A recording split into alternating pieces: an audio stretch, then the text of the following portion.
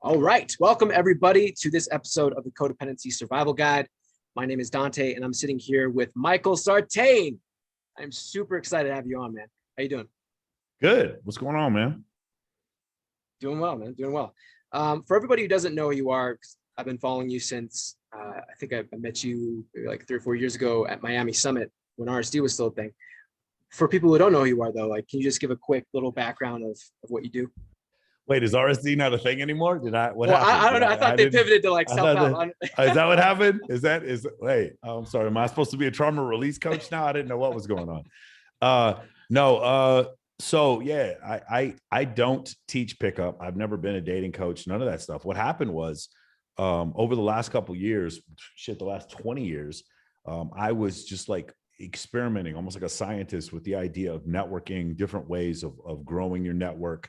And I always wanted to see like what would happen if it was almost like an experiment. What would happen if I had 50 female friends, 100 female friends, 2, 3, 4, 500 female friends? What would happen? Would that make it harder for me to meet women or easier for me to meet women? I started like mimicking guys that I would meet maybe all the way back since like 2006 back in Atlanta.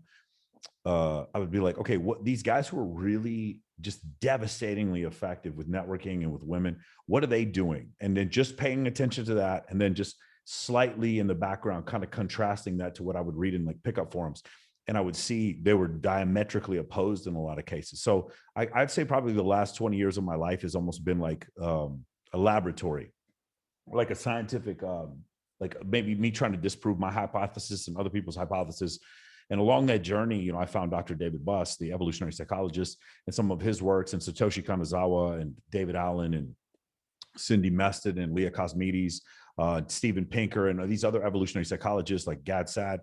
I started reading what they had to say because they were actually taking fundamental ideas in psychology and then putting them to the test, actually doing scientific surveys with thousands. One of the best scientific surveys I've ever seen is Why Women Have Sex by Cindy Meston and David Buss, where I think they survey 17,000 women anonymously and asked them questions about stuff. So I just started paying attention to what was real, what worked, what was scientific, and I just ignored anything that was theoretical. And as a result, I just created this lifestyle where not only for me, but for other people, whoever I want in my life, I bring into my life. I remember me and my best friend one time, we were watching Bilzerian a long time ago, before he was even this famous. I was like, dude, we're going to hang out with that dude someday. And now, he and I are pretty good friends. Or I used to watch Entourage, and I love the Ari Gold character. Well, now me and the guy who plays Ari Gold, Jeremy Piven, we're pretty good friends now. And then like there were several other instances where like, there was a girl that I remember seeing her on social media, this fitness model. I was like, man, for some reason that girl is just magnetic. And her and I years later started dating because it was just one of these things where my network would be able to attract anything I really wanted into my life. And I started to understand like how these win-win situations would work, and how some of the things that Dale Carnegie talks about in How to Win Friends and Influence People, like that is the realest book ever. That is the realest book that's ever been written when it comes to this kind of stuff. So, that was kind of it. But I just created a lifestyle where it's like, if I have a question about paid traffic, or if I have a question about, growing on social media, I could hit up Brad Lee or Ty Lopez, literally just call them. Or if I had a problem, if I had a question that had to do with fitness or training or like testosterone or anabolics or something like that, I could just hit up like Phil Heath is a buddy of mine, the 7-time Mr. Olympia and 4-time Mr. Olympia, Jay Cutler. Those are both friends of mine that I could just hit up. I just create a lifestyle like that. This is before the podcast too. Create a lifestyle where I could just reach out to these people. I have two buddies of mine I go out on a regular basis who are Fortune 500 company owners. They're the CEOs of Fortune 500 companies. And it's funny, I'm not going to say their names because they're executives and they're not partying with me on a regular basis. But like these guys, if I ever have questions about SPACs or, how IPOs work or anything like that, I can just call them, and I can like skip 17 levels rather than take some coaching product that I find on Facebook. I literally can talk to the CEO of some of these companies. And the way that works is through networking. It is through high level networking, which is what I then 2 years ago created in the Men of Action program and started teaching to my clients. And you can go on the website and see my clients, their testimonials are just madness, just absolute madness. Like some of my clients do things I just can't even fucking believe. They throw photo shoots like with most amazing models I've ever seen in my life. Or my buddy, one of my clients just got a job at Goldman Sachs. Another one of my clients, he's got so many, he's a an accountant, and he's got so many clients he doesn't know what to do with, because status is status is status. There's not like a type of networking. This is really difficult for a lot of people to understand. They think it's like different types of networking. There really isn't. There's just one type of networking, because there's one type of status that people pay attention to. So yeah, that's kind of the explanation, without going into the details of me being in the military or managing a strip club or all that kind of stuff. That's kind of where what my background is. Dude, phenomenal. Thank you. Partly why I wanted to bring you on is specifically, so for context, everybody listening are people who are either getting out of really unhealthy relationships, or it was just very, very traumatic, very painful. There are people who have low self-esteem that are trying to build self-esteem, trying to break out of this whole paradigm of seeking other people's validation and approval, and being somebody who spent years and years and years, literally, like as you said, just experimenting, seeing what works, and cultivating a massive social circle. Like, you got confidence, you have high self-esteem. So like, part of why I wanted to bring you on is to kind of expose people to that energy, so they can kind of sync up with what that's like, and also B, just get your thoughts and perspectives on like these different topics, as someone who is, like, I imagine having, gone through all those years of experimenting, cultivating a social circle. Like, I'm sure you've probably seen many situations where, or encountered many situations where, people, let's say, are kind of overstepping a boundary, or, having to deal with people who are maybe not respectful of where you're at, and your needs, and what you want. So like, Yeah. maybe the first place we can go with this is, how do you view, like, what does self-esteem mean to you? Like, how does one go about building that, both for male or female? What's the main driving factor there? My answer is going to be a little different than what a lot of people would say. So rule number one, so let's talk about boundaries. So there's 6 guidelines that we have in my program. Rule number one is we don't listen to the words. And this is something that's very difficult for people who are a victim of passive aggressive or codependent behavior. What will happen a lot of times is, when you're a codependent individual, and I'm speaking from a person who grew up codependent with 2 codependent parents, one of the things that happens is that you want to believe everyone's going to change for your benefit. Everyone, you can change people, you can stick around. Oh, he's going to stop smoking. This motherfucker's going to stop cheating on me. Whatever you need to believe, you're always going to believe that that's going to happen. And I take my clients, and they'll be like, oh, I did this, this, and this, and this, and then she did this and this. And I said, all right, let's go back and go through the entire thing you just told me, and let's take out all the words. Only just look at their action. No more words. I don't care about their text messages, blah, blah, blah. Only look at their actions. And they go, now explain to me what happened. And they're like, oh, I see. It makes sense now. I bet you, if every one of you goes back in some confusing situation you had previously, and you just took out the words, you only paid attention to people's actions, fuck, man, everything will be so much clearer, so much faster. You'll learn how to set boundaries.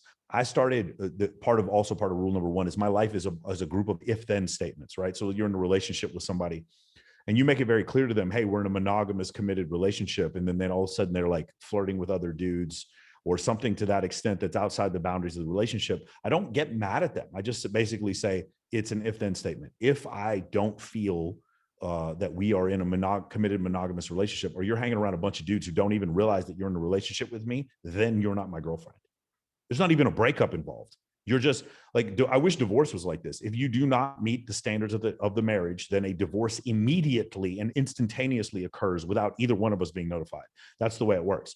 I told my ex one time, I was like, I just want you to know, like, there's no breakup process with me. Like, as you start talking, as you go home with some other dude, our relationship is over at that moment. Don't even bother worrying about it. You know what I'm saying? Everything for me is boundaries set up by an if-then statement.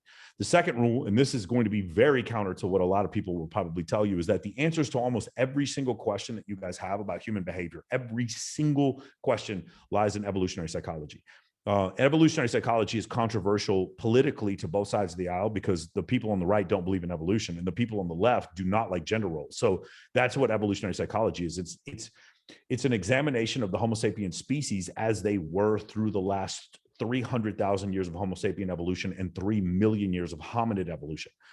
So you end up finding out some very disgusting things about the species that you belong to. Like, for instance, there used to be 21 forms of hominids, and now there's only 1 because we killed all the other ones. The fact of the matter is, we are, in essence, a group of hairless murder apes. And when you see it like that, you're like, oh, wait a second.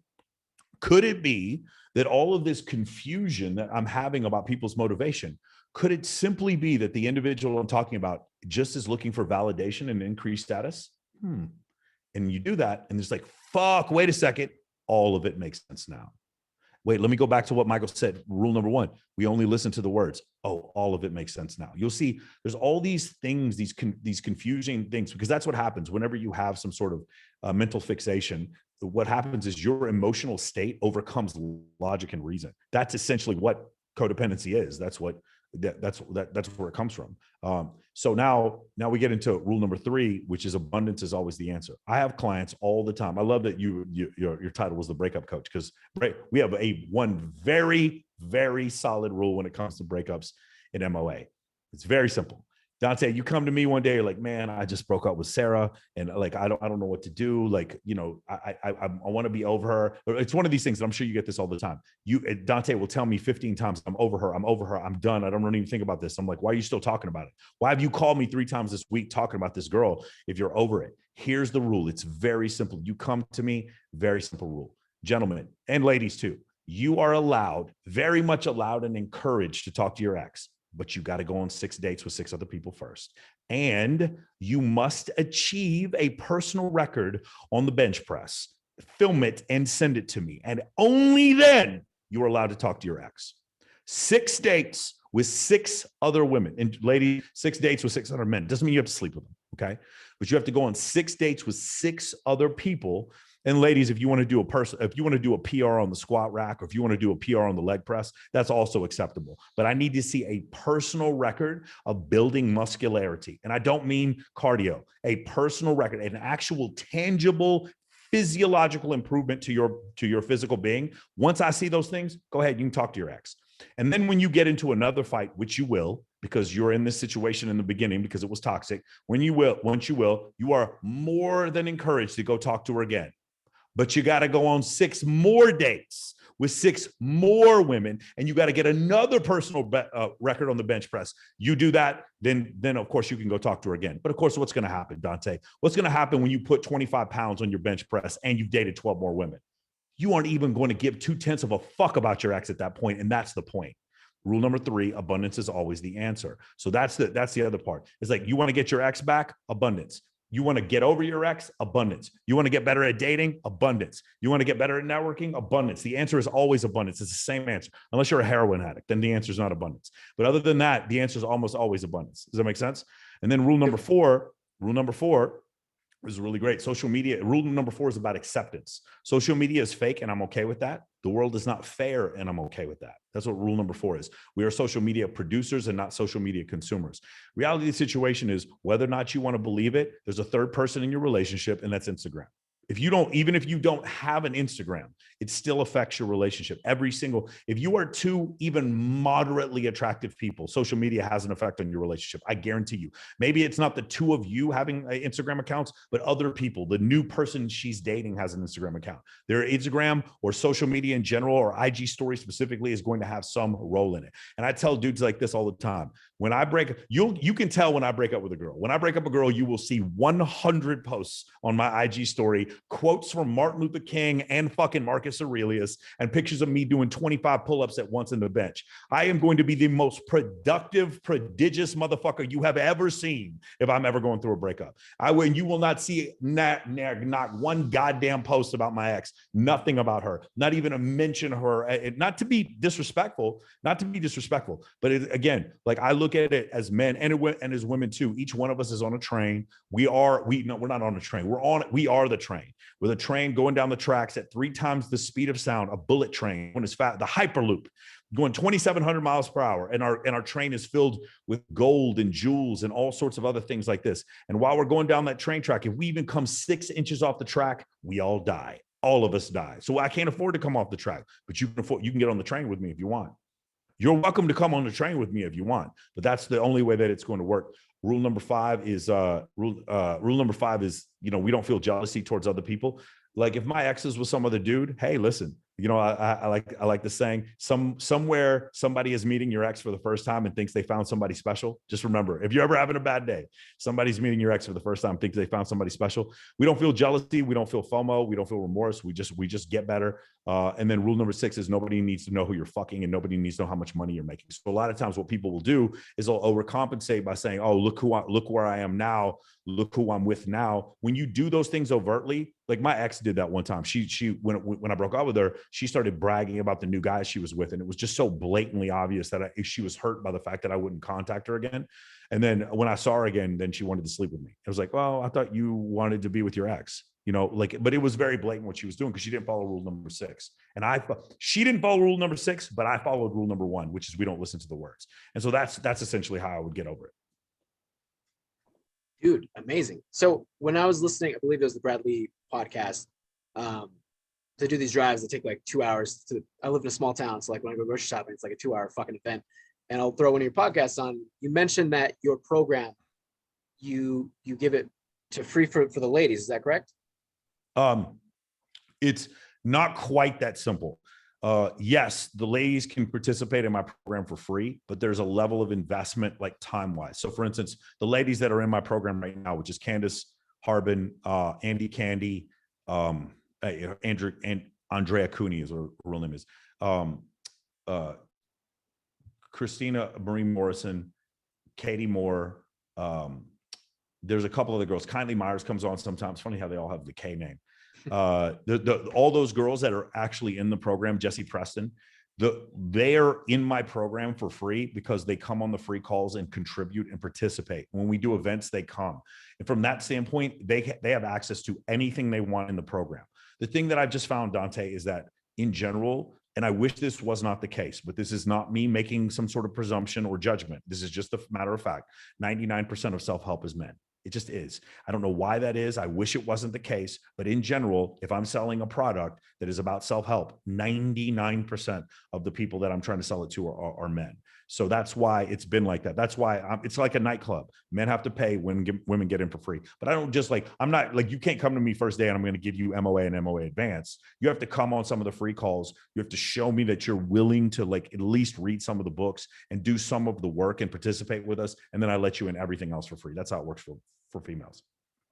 Beautiful. So for predominantly my listeners, there's about 80 or 90 of them are predominantly female. So if any of you guys are interested in that, then go participate in the free calls, go give Michael Sartain a follow, and just kind of get exposed to his content because he's a really good dude and he has a lot of cool shit that he posts, and I find it super helpful. And you know, if you guys resonate with me, like, and I'm looking at this guy, like, go check him out. So what I love these 6 like principles, tenets, man. These are fucking awesome. When did this kind of arise? You know, like when did you get the idea for this? When did this be? And not so much for like the program, but more so for like, when did you start following them for yourself? I've been coaching for free. Like, so I have several friends that have coaching products, and I would always get asked to be a guest coach, and I made not a penny off of it.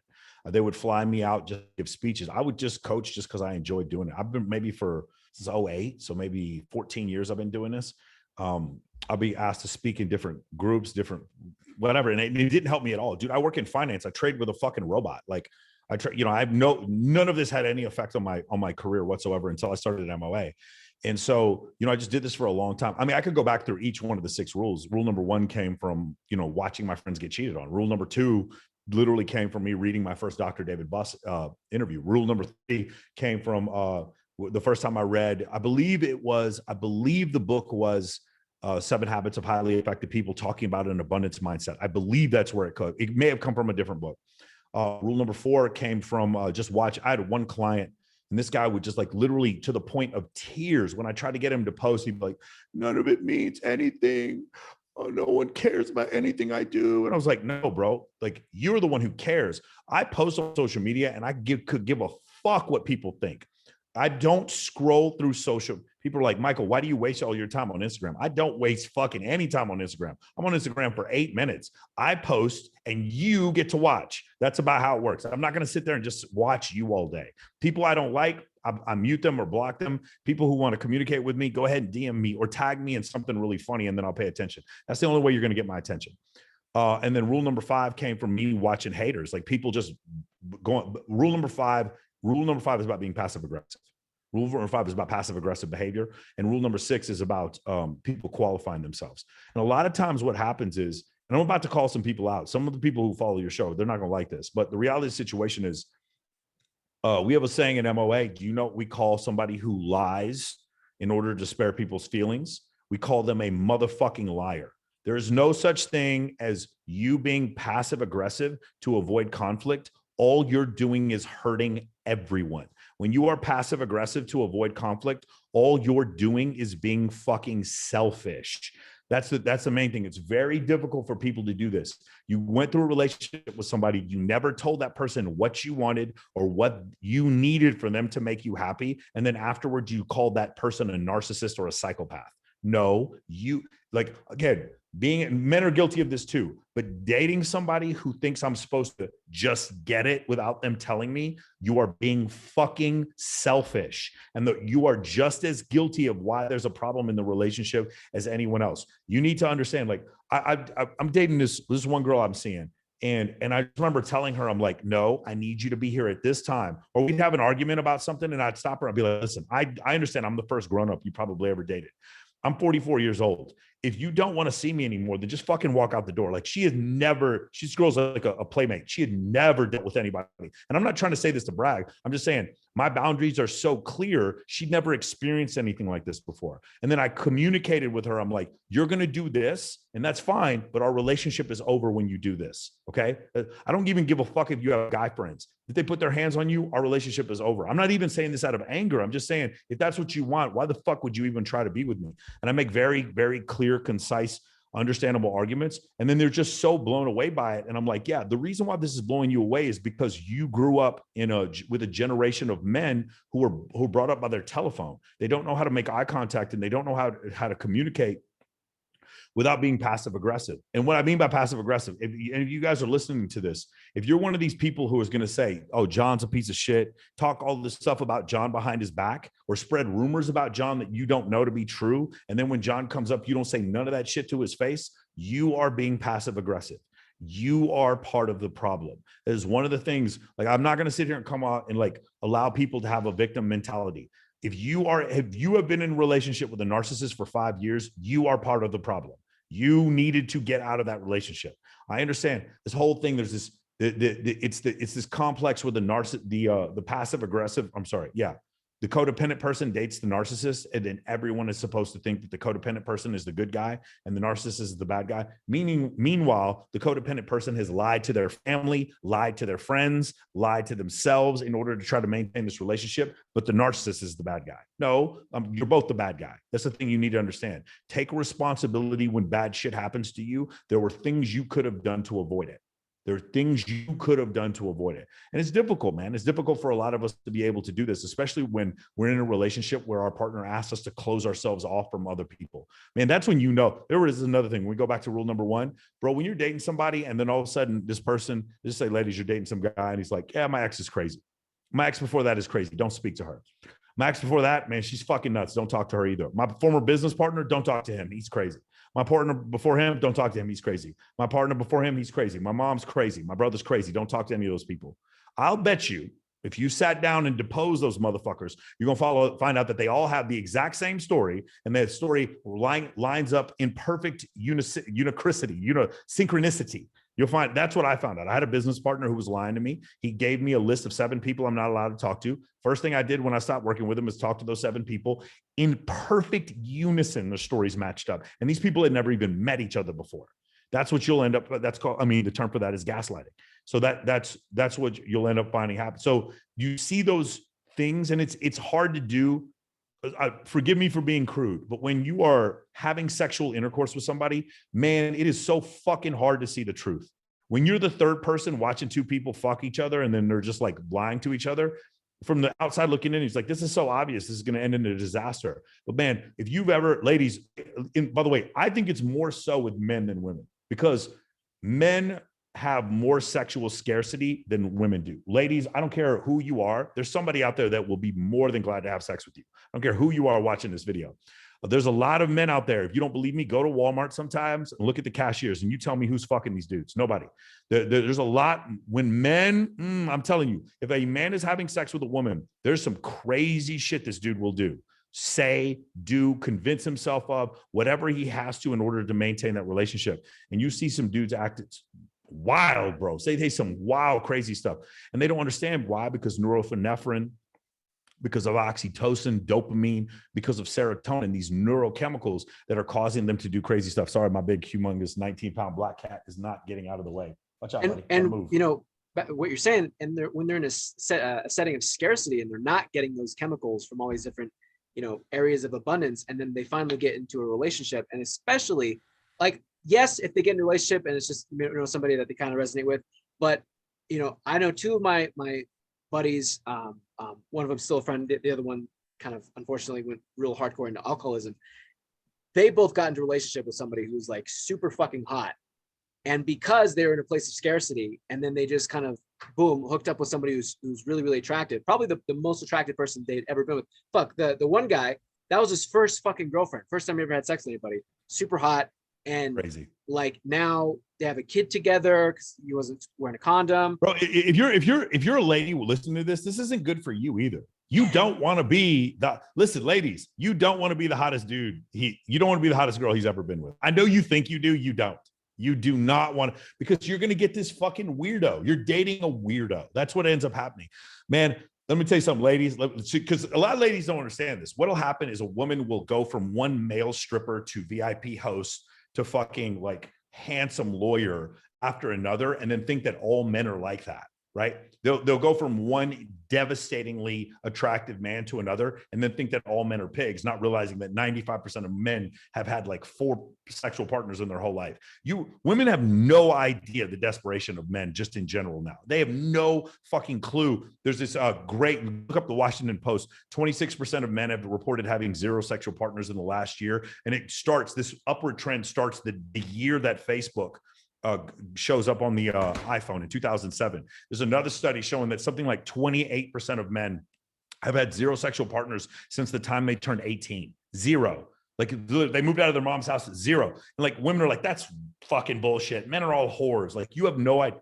You have no idea. You are dealing with the 10 men that are whores and skipping the 100 men that have no chance at all. They have no idea what they're doing. So anyway, the point I'm trying to make is my homegirl, I have, most of my friends are females, and a lot of them I would never date because of some of the crazy toxic stuff that they tell me, but they're very interesting stories. And I host a podcast, so I love these stories. I have a female friend. She's dating this one guy, and they're both seeing multiple people. Very much the two of them are open. He's witnessed with his own eyes her have sexual intercourse with another man at one point. Extremely open relationship. At one point, he starts catching feelings, and he's like, hey, listen, I just want to let you know I'm not seeing anyone else. She calls me freaking out. She's like, he's not seeing anyone else. What the fuck should I do? Most women would be like, oh my God, I finally got this guy to settle down. I'm so happy. She's freaking out. She wants to maintain an open relationship with this dude. Then he's like, I want to buy you a house. She's freaking out even more. She's like, we were in an open relationship. Now this dude wants to buy me a house, and he's not seeing any other people. Michael, what do I do? What do I do? I was like, I don't understand why you're tripping. Like, this guy wants to buy you a house. It's not that big of a deal.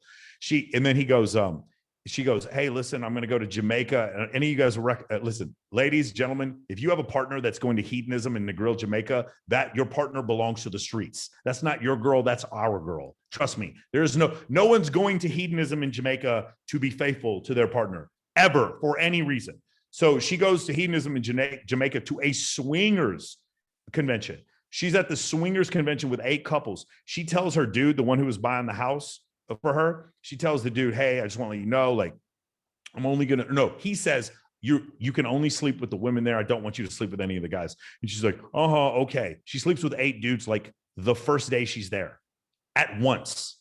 Okay.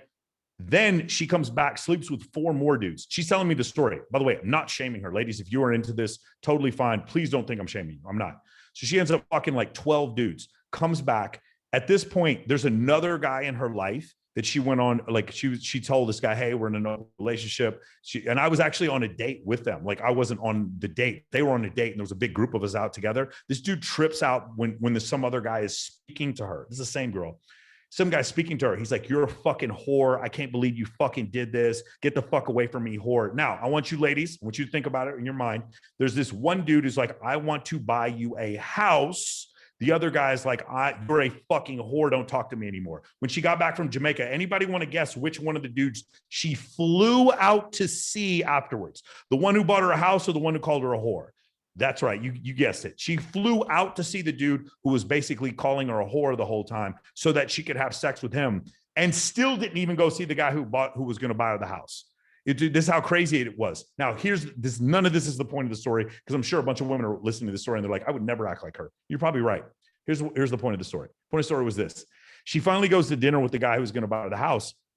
And she goes, Michael, what am I going to tell him? I was like, just tell him the truth. She's like, I don't want to lose him. And I'm like, you're the hottest girl he's ever been with in his life. I already know this. I promise you, if you tell him right now you just fucked 12 dudes, he's still going to buy you the house. And she did. And he bought her the house. Ladies, you have no idea how desperate men are. You have no fucking clue how desperate men are. They're like, literally, the vast majority of men are like this. The problem is you don't match with them on Tinder because they might not be cute enough. Here's the thing. When you go on a date, like, again, Dante, who is the guy who's the best at doing job interviews? The guys who are incredible at job interviews. Do you know why they're incredible at job interviews? Because they keep getting fired. That's why. Nice. And the guys who are fucking ladies, the guys who are so good on the first date, like they show up, fucking the valet knows their name. Hey, Mr. Smith, so great to talk to you. They go into the Mastro's, the chef comes out and goes, Mr. Smith, so glad to have you. The girl's like, oh my God, it's so romantic. He thought of everything. It's not that he thought of everything. He just did this yesterday with another girl, pimp. That's what's going on. And then they're like, oh my God, I just had such a magnetic connection with him. And you end up fucking him on the first date and you just wonder what happened. Meanwhile, ladies, because all my female friends, they almost all meet their boyfriends through me. Meanwhile, ladies, I will put you and set you up on a date with a doctor. This guy's a doctor. He does Doctors Without Borders. He volunteers his time in Africa. He goes out and treats children with malaria. This guy is the most giving motherfucker you've ever met in your entire life. Generous, willing to give up his life to serve his country, to serve his fucking people. This motherfucker, like, y'all, I'll set you up on a date with him. He's not as ripped. He's not taking Trembolone and Anavar. He's got a little bit of a dad bod. Maybe he's a little bit pasty, whatever, but he's got to practice. This dude makes $350,000 a year, and he meets you and you're on the date with him and everything's not perfect. He's fumbling through his words. He's kind of weird. You have cleavage and he can't stop looking at your boobs because he's never seen a girl as pretty as you in his whole fucking life. And he's acting just kind of weird, just kind of fumbling. Most perfect man you will ever date. This man would fucking worship you, have kids with you, spend the rest of your life with you and never cheat on you. But he's boring on the first date. Oh, I'm not really feeling him, Michael. Some of you ladies are telling me I'm wrong right now. You're fucking lying to yourselves. You're fucking lying to yourselves. This is exactly what you would do if I put you on a date with this dude.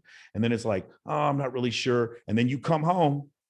And again, I'm not calling out anybody specifically. It's just, I've only seen this happen several dozen times. They come back home. It's like, yeah, I went on a date with this guy. Michael, he seemed cool, but it just wasn't super interesting. I'm like, oh, okay, cool. Where are you now? It's like, oh, I'm at my ex's house. I'm going to go hook up with him real quick. Wait, you just met this dude. You're going to make him wait to have sex with you. And then while you're waiting, ladies, have you ever done this? Be honest. Be honest. You went on a date with the dude who was a great guy, and you made him wait to have sex with you. And while you were making him wait, you went back and fucked some toxic dude some other fucking toxic dude. And you wonder why this shit didn't work out. We're all to blame. Not just men, not just women. We're all to blame. Let's just be honest with ourselves, right? If you want to understand what the truth is, go read Dr. David Buss. If you want to understand what the truth is, go read books like that. Go read stuff like that. Man, here he is. You want to know what the truth is? Truth is, I adopted a 19-pound black cat I rescued at night. And this guy, he will not leave me alone whenever I work. What's his name?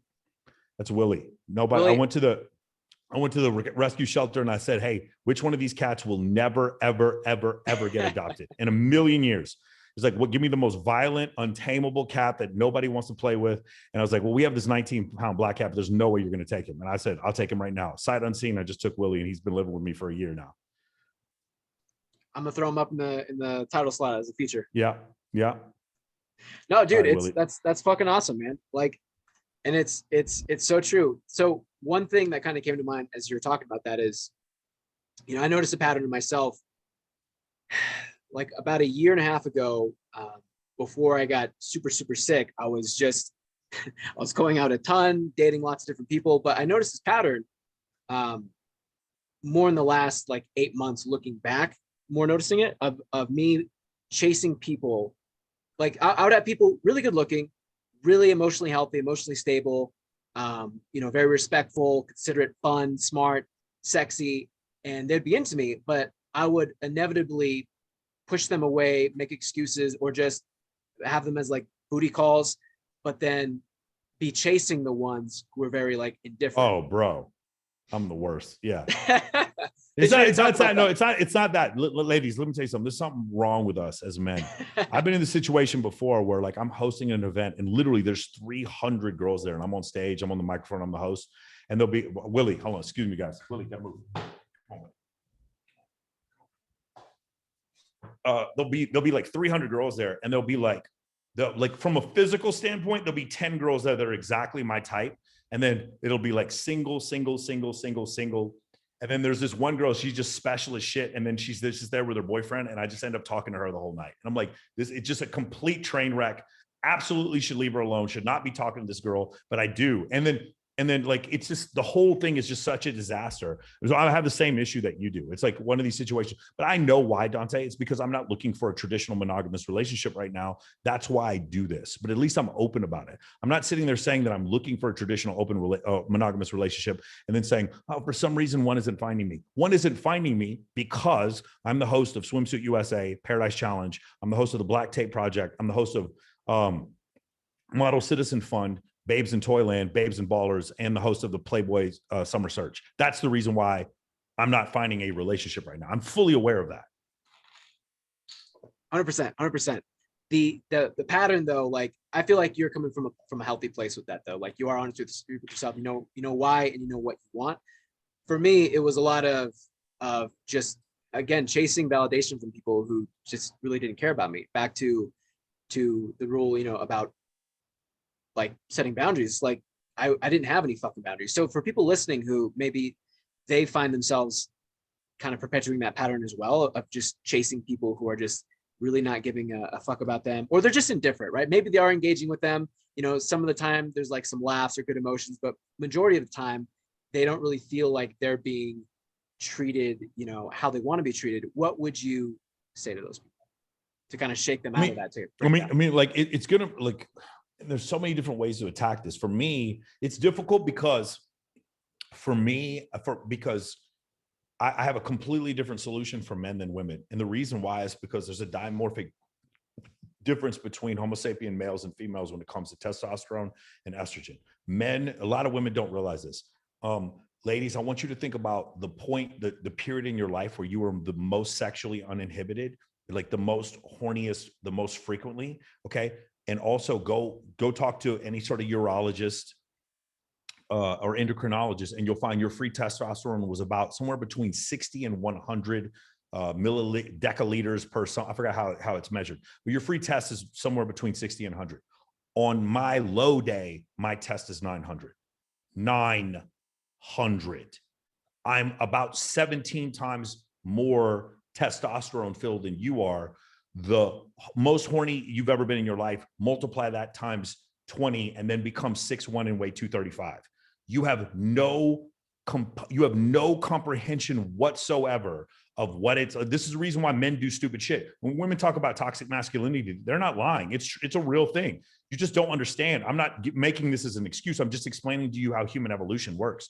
And so one of the things happens is read the accounts of women who take anabolic steroids. When women take anabolic steroids, they say things like, I couldn't stop thinking about sex. I became insane. I wanted sex all the time. I just needed someone to have sex with me. It was crazy. And then what that translates to us as men listening to it is like, yeah, Tuesday. That's every day for us. That's what it feels like to be a man. And women just don't grasp it. This is like, wait, you could just have sex with a woman because she's hot and like not know anything about her? Yes, motherfucker, yes. You don't understand because as a woman, And thank God women are picky. If women weren't picky, we'd all have AIDS and still live in caves. Thank God women are picky. They should be picky. But the point I'm trying to make is, for men, because of the testosterone thing, I can tell men to go to TRT, get testosterone replacement therapy, and I can send men to the gym, and I can send men to play basketball. I can send men to go hunting. I can send men to go skiing. I can send men to do all these things, and it will cause severe physiological improvements in their psyche by taking physical action and by lifting weights. I can't exactly do the same thing with women. To some extent, I can. Okay. I would tell a woman, hey, listen, if you like tennis, go take up tennis. I always, like, for me, if I have a guy who's depressed, I can get him to go start playing basketball every day, and you will literally see his depression start to go away. I can't make a woman go play basketball every day and make the depression. It just doesn't stick the same. It doesn't fit the same way for whatever reason. Maybe it's the leg press. I don't know what it is. So for women, it's got to be something else that you derive your self-esteem from. And this is the problem. A lot of women, because of the way they're brought up, their self-esteem is derived from how they fulfill a man's existence. And I don't want a woman like that. And women, you shouldn't be like that. That is, or not. I'm saying, okay, let me take that back. Ladies, if you choose to be in a traditional relationship where you believe that your function is to take care of your kids and serve your man, I'm not judging you. That is your decision to do that. What I'm saying is, if you don't want to do that, I'm not judging you either. So in this case, it's like, if you derive your self-esteem from different things, service in the church, or maybe you're a fitness model or stuff you do on Instagram, you have to have those things to fall back on. Otherwise, you are going to keep going back to that big fucking toxic ass purple eggplant over and over again, that is going to fuck up your life and fuck up your credit and screw everything else up. Next thing you know, you're blubbering and you put on a bunch of weight and you're just upset about stuff. It's just it's very difficult for men. I can literally go Marine Corps boot camp, quit being a fucking bitch, wake the fuck up, let's go to the gym, push-ups, sit-ups, basketball, weight training, knock them the fuck out of it. With women, it's a little different. Not to say, like, I have some female friends who are Marines, them I could do that to. I can do that to them. A lot of ladies, if I sit there and be like, motherfucker, let's do this, they'll be like, why is Michael screaming at me? So the solution has to be different, a little bit different. Why? Because let's go back to the initial thing. Women in general have about 17 times less testosterone than men do. In general, the Homo sapiens species, men are 90% stronger in their upper body, 50% stronger in their lower body. That's a huge dimorphic difference. And the reason why that dimorphic difference existed is because throughout Homo sapien evolution, men were competing with each other. Men were competing and killing each other over women. And women were not the competitive gender in general. Not to say that they aren't now. Women can have that bag, be the Fortune 500, have the kids, the job, the 2 master's degrees. Women can do anything they want. I'm just saying, from the pre-Pleistocene epoch, that is not traditionally what was happening. And so evolution has not created the 2 genders that way. A lot of people will listen to this and be like, Michael, I don't want to hear what you're saying. What you're saying, I find to be offensive. You may find it offensive, but you also cannot find a single scientific study that denies anything I've said. You'll find that multiple studies, 37 culture study done in 1989 by Dr. David Buss. You can find studies from why women have sex, multiple studies about the parental investment hypothesis, multiple studies about the bait switching hypothesis, the dualistic mating strategy, all these different hypotheses that have been certified and replicated over and over again through evolutionary psychology studies. So if you want to know the truth, join me. If you want to believe that the reason why it didn't work out is because he's a Libra and you're a Sagittarius, go have fun. You can believe whatever the fuck you want. You're just going to be wrong. You know what I'm saying? That's it. I would rather know the truth. I would rather know the truth. I know Cinderella's a fairy tale. I would rather know the truth. I would rather not be told like what I was told by my family and by my church, that I'm supposed to meet one person. That person is supposed to be my soulmate and we're supposed to be together forever. That is so sad and disgusting to me, that you're some North American middle-class person who thinks you get a fucking soulmate. Well, let me ask you something. All those kids in Africa who had a limb blown off when they were out there at a diamond mine, where's their fucking soulmate? You get a soulmate, but they don't get a soulmate, right? Because they're poor. Is that why they don't get a soulmate? How about children born with spina bifida who are going to die before they turn 16 because of excess fluid to the brain? How come they don't give a fucking soul? But you get a soulmate, right? Because you read fucking Sleepless in Seattle. You watched the movie one time, and now you think you deserve a fucking soulmate? No one deserves a soulmate. You get what you get. You want better, then you become better. If you want a badass, you become a badass. You want to make $1 million, you become the person that attracts $1 million. And if you want the perfect man, you need to become the woman that attracts the perfect man. And don't you dare believe that there's some fucking soulmate or that fate is out there waiting for you. And if what I'm saying is hard for you to hear, I'm sorry. I'm sorry that it's hard for you to hear, but your life is going to be a lot fucking harder if you don't listen. You think there's a cost to pay by you going to the gym every day, reading a bunch of books, and just becoming a better, more rounded, empathetic human being. That's not as costly as not doing that. You want to see what's expensive, try not doing that. Try becoming overweight and then getting into your 40s and trying to get that weight off. See how that works out for you. Try going from one toxic relationship to the other and then consistently blaming one act. Listen, ladies, if you had one ex that's a psychopath and the next ex is the narcissist and the third ex has borderline personality disorder, after a while, the problem in your exes. The problem is you, but you haven't figured it out yet. And it's just so, but let me tell you something. There is nothing in the world more warm and comfortable than to cover yourself in the blanket of victimhood. There's no victimhood in my program. If you want to come to my program, you're going to leave victimhood at the door. There's no victimhood here. There's no such thing as bad teams, only bad leaders. You need to understand, I'm going to take responsibility for the happiness that is in my life, and nobody's going to get in my way. And again, these examples make, I hate to say this because I want to be as inclusive as I can. But when I use the example of, like, I don't know, I'm sure there's no ladies here who remember this, but there was a running back in the late 80s named Christian Okoye. He was Nigerian. He was an Olympian.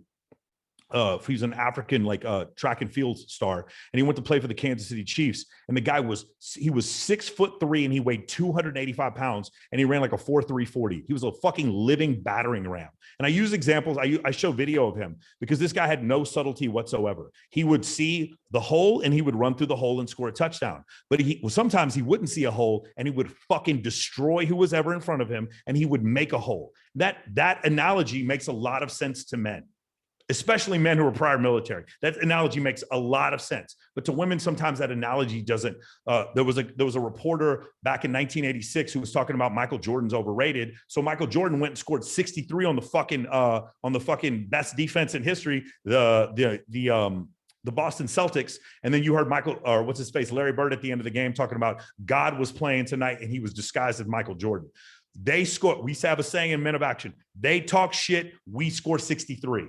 They talk shit, we score 63. For some of you ladies, if this resonates with you, come talk to me. Other of you ladies, like, I don't know, that sounds a little bit too aggressive, a little too masculine. That's the thing. That's why it's very difficult sometimes to help people who don't. Again, it's very easy for me to understand how to help a man. I just know, just get under the bench press. Let's do some physical activity and we can fix this. And I think with women, you can too, but it's just not quite the same extent. You know what I'm saying? Like, ladies out there, your bench press max is not going to make you quite as happy, but maybe going out and being in nature will. Maybe it will. Maybe you've never jumped out of an airplane, or maybe you've never gone snow skiing before. Maybe that's what you need to do. Maybe you need more fulfilling relationships with other people, or maybe some great books. That's the other thing, man. Books have changed my life. I don't listen to music anymore. I just listen to audiobooks now. Like that, maybe that's what you need. But the reality is, the abundance that you get from having a fulfilled life and then adding someone else to that life is the way it's supposed to go, as opposed to what you learned from your Cinderella books, where they try to teach you that your whole purpose in life was to fulfill a man. You could try to do that if you want, man, but I just don't know how that's going to work. I just really don't know how in 2022, a woman could just sit there and just be like, my whole purpose in life is just to make my man happy. I wouldn't want my listen, ladies, like, I know some dudes are like, I don't even want my wife to have an Instagram. I'm like, that's because she's not that fine, bro. I guess that's what you're telling me. Like, I'm not that insecure. I don't know. I'm sorry. I went in a bunch of different directions. I'm probably scared off half your audience at this point. You're good, man. You touched on a lot of great points. Listen. If you want to hear the truth, come talk to me. If you don't want to hear the truth, if things I'm saying to you make you feel uncomfortable, that's fine. Then take some time, go look through Nexus, Lexus, or wherever you got to look to find some published studies, and then tell me where I'm wrong. Tell me where anything I said was wrong. I've made decisions based on the cold, hard fact that we are evolutionarily disposed to seek out status, that women are looking for security and men are looking for peace. I've found that out because that's what the anthropological record shows us. And so that's the reason why these are not my opinions. I didn't just come up with these somewhere. These are facts. This is how the Homo sapiens species was created and what our tendencies are. Now, obviously, we can go against tendency, right? Some people are attracted to overweight people, and some people are, they like, I never want to have kids or have sex at any time in my life. That goes against the normal middle standard deviation, but that's the exception. It's not the rule. It's the exception that proves the rule. Totally. You brought up like 4 or 5 really, really fucking solid points, man. Like, so the one about the different like coaching behavior in terms of like aggression and intensity, I've also seen both in friends and clients, for the guys, the ones who after a breakup, they start getting into basically any kind of personal development, really, be it books. I mean, bro, as long as it's not red pill shit, then yeah. Right. They tend to do really well versus the guys who I've like the one older buddy of mine. He currently is struggling with alcoholism and how's all the custody thing with the fucking his ex, and it's like there's the pattern I see where he's not very aggressive. He's not very what's the word I'm looking for here? Proactive in terms of like improving things and trying to expand how he's looking at things, how this like different perspectives. There's this tendency where if we're not trying to be open-minded and trying to grow and trying to just expand, then there's a lot of stagnating happens. And then I tend to see back to earlier when you brought up, I love this fucking point, man. So one thing, I know I'm skipping all over the place now. One thing I've been thinking about the past couple of days is how sometimes we'll attract people into our life who kind of emulate a certain negative behavior, and they're the best vehicle to kind of give you this lesson so you can fucking see that behavior for yourself so you can stop, because now you're like exposed to it and you're like, oh shit, I'm doing this. So back to what you were saying earlier about complaining about people, and then when they're in front of you, you being very like, oh, what's going on, very fucking excited. I noticed about, this is maybe like 6 months ago or so, I noticed that I got around somebody who's doing this a lot, and then I realized like, holy shit, I could recall as soon as I saw him doing that, the few times I fucking did that. And then I realized that it was just because I hadn't set a firmer boundary with this person. And now they're causing me all this, and really I'm causing myself all this like stress and pain because they're acting in a way that is kind of not up to standards with how, I want to be treated.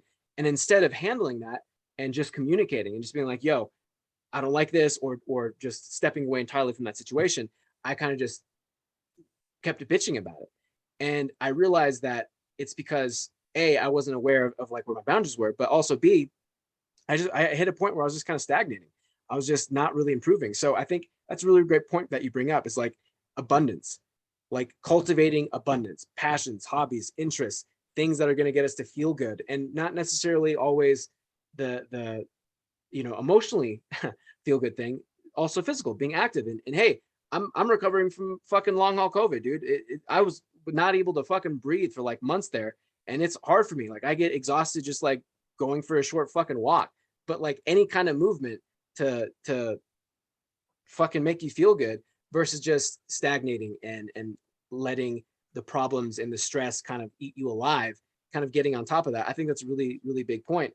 And I've also noticed, with women that I've coached and had in my program, I've seen that, obviously some of them do go to the gym, and that's cool. But I also noticed a lot of them, like one, she had a divorce, was a very unhappy marriage, had a divorce, and then the guy, so it was very, very like bored. So not a lot happening, not a lot of fun, not a lot of jokes. And then after they broke up, he got very bitter and very like toxic, like made the divorce process of like splitting assets a fucking pain in the ass. He was, just very mean to her when she came to the house to like get different stuff. And I noticed that she, right after that, got really heavy into mountain climbing. So I think like mountain climbing, yoga, these different activities can kind of maybe be the bridge there if you're female listening to this. But yeah, dude, I think those are great points, because I feel like if you're not improving and expanding and making that a priority, then the excuses and rationalizations, and back to you're talking about victim mentality, that's when the story of being a victim kind of just compounds. And my stance on being a victim, man, because I hear a lot of different self-help people talk about victim mentality, and I think to a certain degree there's a lot of good that comes from honoring what you went through and feeling that shit. But then you got to draw the line between that and now I'm going to keep talking about this and let this rule my life and prevent this from having me take any action or making any improvement in my life. Yeah, you can keep talking about it. I don't mind. Like keep talking. If you learned a lesson from it, boy, if I keep seeing you making the same goddamn lesson, then what was the point of the whole thing, man? Like, listen, I'm not going to, again, I have a crazy ex story. I bet you if I told you guys the story about my ex, you would not believe, like, bro, you would not believe the shit. Just imagine lying about having terminal cancer, bro. That is that is the third craziest thing this woman did. Okay. You'd be like, well, Michael, why were you with that girl? It's like, because we're having threesomes all the time. She's the most beautiful woman I've ever seen in my life.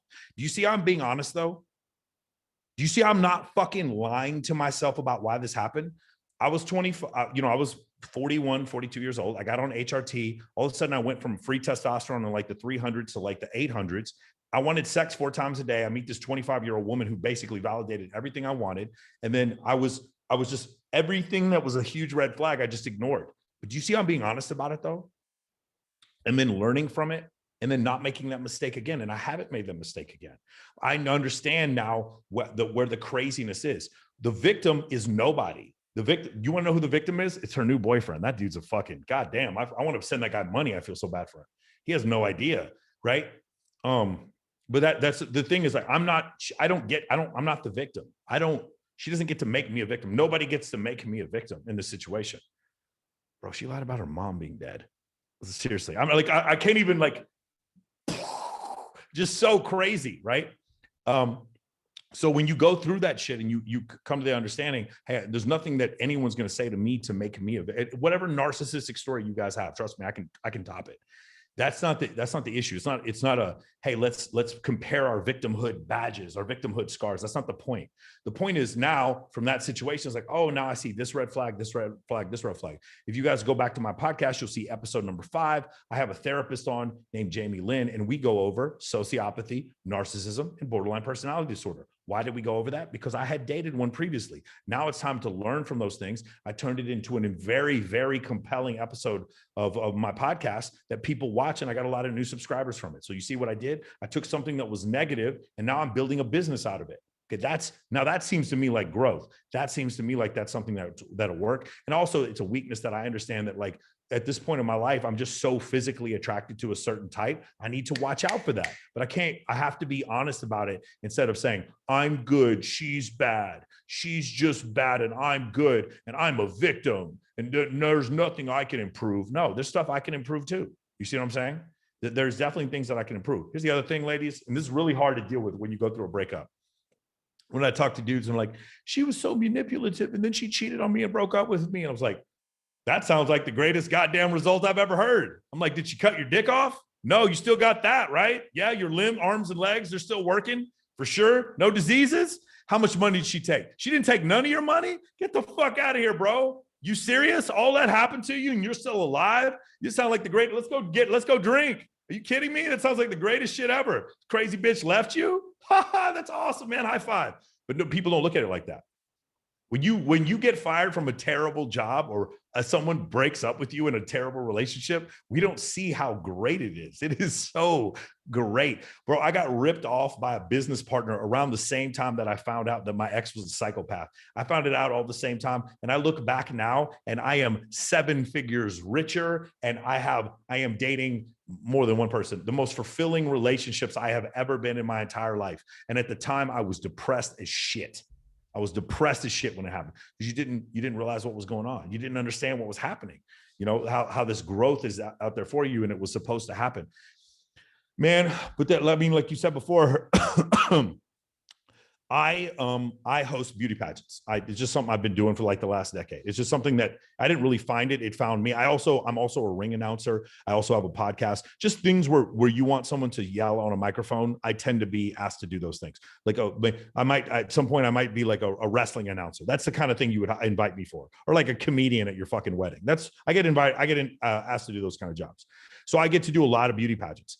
And whenever I do beauty pageants, there's always these women who are over the age of 30 and they look like they could kick the shit out of me, like quads for days, bro, 6-pack abs, and and they're happy, big smile on their face. Every one of them married to a dude who worships the ground they walk on. They probably have a kid, might be his kid, might be somebody else's kid. And everyone you ask them, they all say the same thing. I got out of a terrible relationship. I went, got in the fucking gym. I changed my life. And now I'm the happiest person in the world. That's why I said for some women, that can be a solution. But if you go, guys, go right now, look up WBFF Pro or the World Bikini Federation. I forgot what it's called. Look at all those women. I bet you if you ask 90% of those women will be like, I got out of a fucked up relationship. And then I decided to just work on my physique. And that's all I focused on for several years. And now I have a man who worships me, every one of them. Because it's not just that you look better. You are the woman who deserves the ring. You will get chose. Ladies, I'm going to tell you something right now. This is going to come off as offensive to a few of you. Most of you, it's going to make a lot of sense. Well, actually, let me start off by criticizing men first. That usually makes it a little safer. Men, if you want a woman to stay with you, like a woman will be with you part-time because you're physically attractive, or you hit one of her attraction triggers, which may just be that you're tall, you're covered in tattoos, you have six-pack abs, you're a rocker type.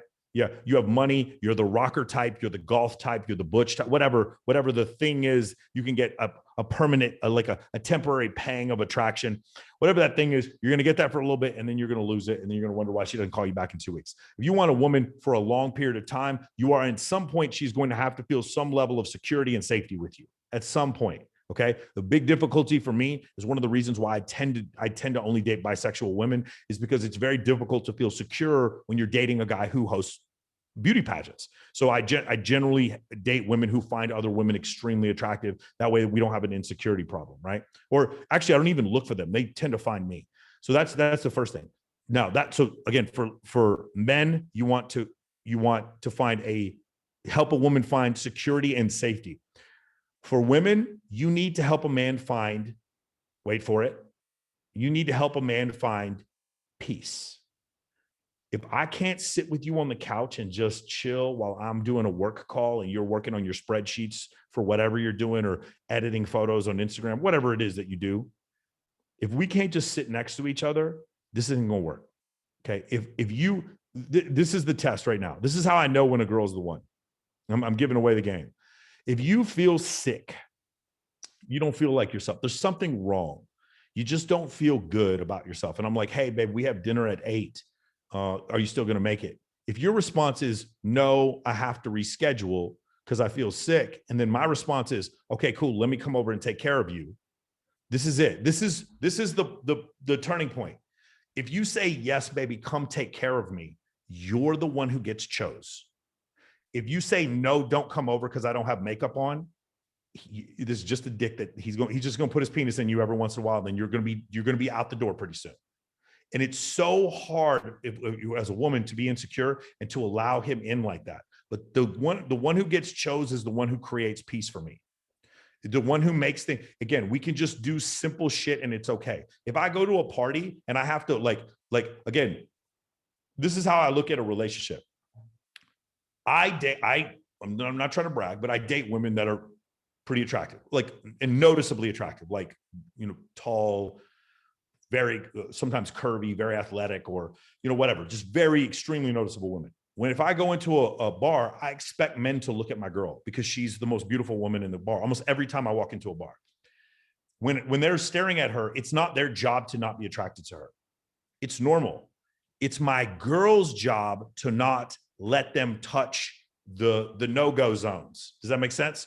No hands on your butt, no hands on your vagina, no hands on your boobs, no mouths near your face. These are very easy things. These are boundaries I need you to have, not for you, but for our relationship. That's your responsibility. If I'm sitting there talking, if my girl cheats, she's the one who fucked up. Every dude would want to have sex with my girl because she's a 10. I totally understand that. But as my girl, you need to understand, hey, these boundaries, you need to respect these boundaries for our relationship. If you can't respect these boundaries, oh, it's just an old boyfriend and I see his hand on your ass, are you creating peace? Ask yourself. Oh, it's just harmless flirting, Michael. I didn't go home with him. Is that creating peace in my life, though? Or are you making my life more complicated? Are you creating drama in my life? Ladies, I know that you can use drama to make a man more attracted, but because you use that drama, you're taking away peace. And over the long term, once he knows he has you, he's going to get rid of you. He will stay with you if you can create peace in his life. That's how he will stay with you. Now, he'll have sex with you. Don't even fucking front. He'll have sex. Whatever. You look good, they will all have sex with you. You knew this when you got it from your mama. Your mother told you this. You knew this from the gate. As soon as you grew boobies when you were fucking 14, you knew every dude was down anytime you wanted. But if you want him to stay, You have to create peace in his life. If you want to know why he keeps running, it's because of that. And you're like, well, I don't want to create peace. What about my peace? That's fine. You can believe that if that's what you want to think, that that's the way it's supposed to go. But that's not what you need. What you need from him in general, and this is not every woman, but it is a sense of security. This is the reason why you want a man to settle down with you. And what he needs from you, he needs peace from you. Are you providing? Be honest, ladies. He wanted to come. He was willing to bring you over flowers. He was willing to bring over some fucking, what's it called? Pedialyte. When you felt sick, this motherfucker would have caught COVID for you. And you told him, no, don't come over because I don't have makeup on. Is that you, ladies? Did you ever do that? Be honest with yourself. Oh, he just wasn't that interesting. How about this? A dude willing to come over and take care of you because you were sick and you lost attraction for him because of that. Yeah, he was a little too interested. He's too into me.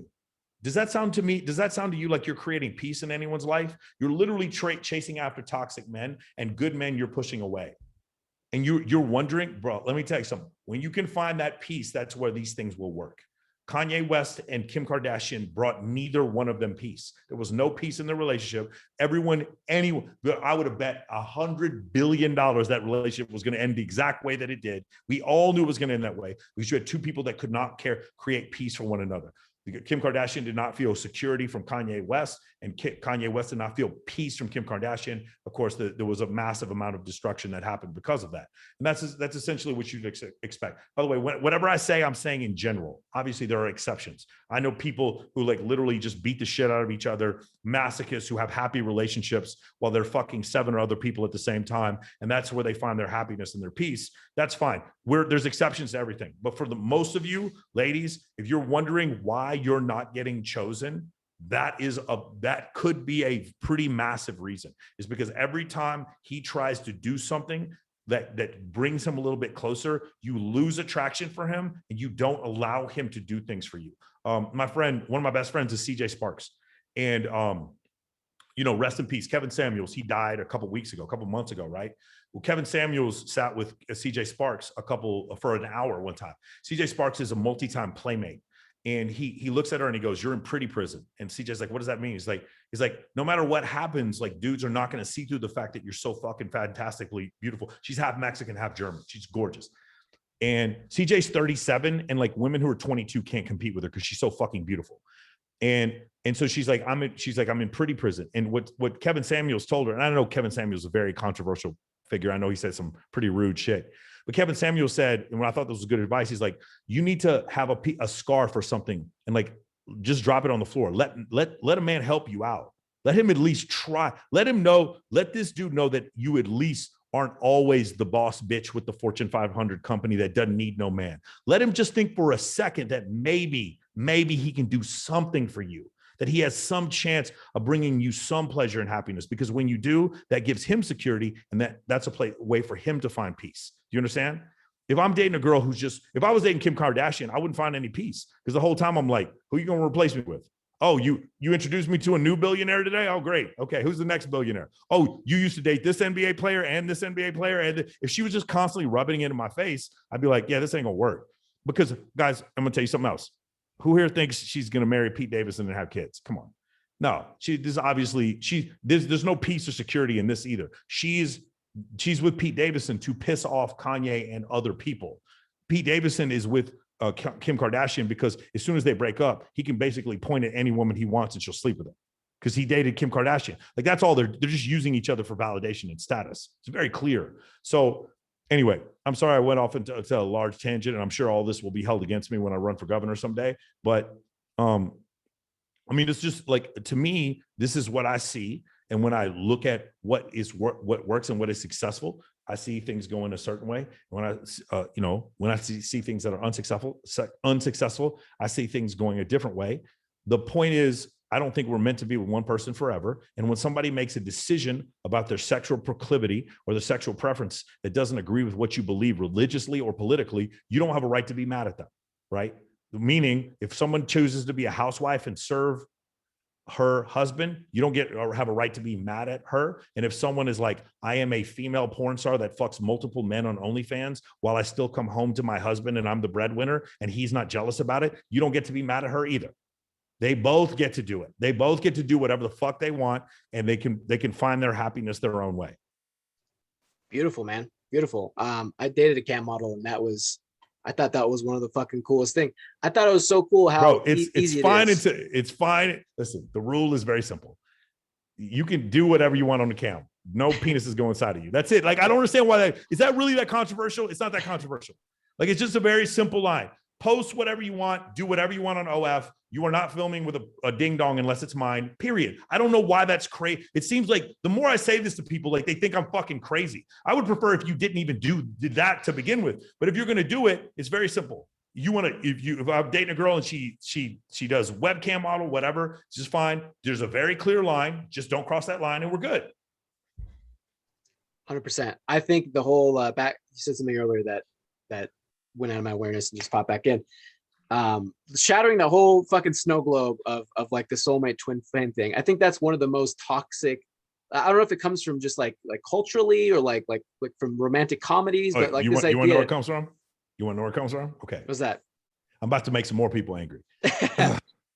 Romeo and Juliet was not a play about love.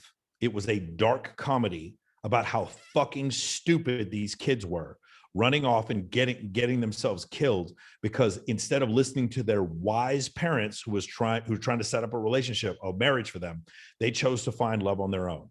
But because today in 2022, we can all find love on our own. We're all free. We don't have arranged marriage. Most of us don't.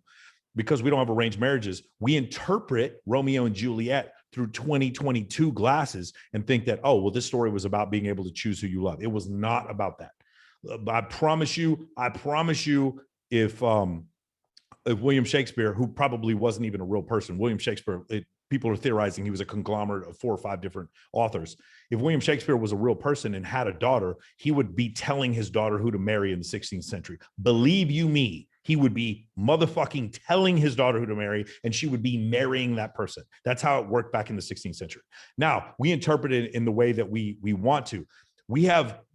So marriage was originally, let's just go back to early civilizations like the Sumerians 11,000 years ago.